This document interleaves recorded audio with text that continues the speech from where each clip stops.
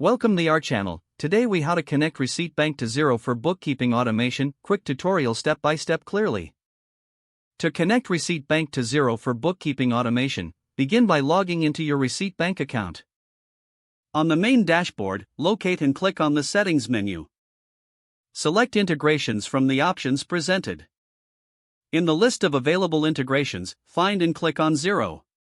You will be prompted to authorize the connection. Click on Authorize to allow Receipt Bank to access your Xero account. You will be redirected to the Xero login page. Enter your Xero credentials and log in. After logging in, you will be asked to grant permission for Receipt Bank to access your Xero data.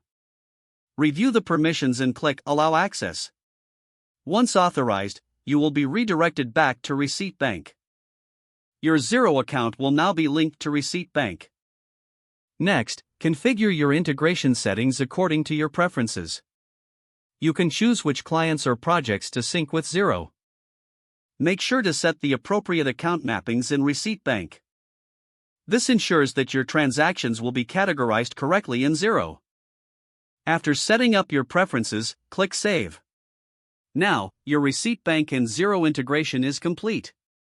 You can start uploading your receipts to automate your bookkeeping process. Verify that everything is working by checking if your receipts appear automatically in Xero. This concludes the process for connecting Receipt Bank to Xero for bookkeeping automation. With this integration, you'll streamline your accounting tasks and save valuable time.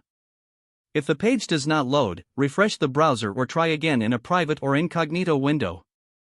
Make sure you are using the correct email address, then retype it carefully to avoid small typos. If your password is not accepted, use the reset option and create a new strong password you can remember. Check your spam folder for verification or security emails, then complete any requested confirmation steps. Enable two-factor authentication if available to improve account security and reduce unauthorized access risk.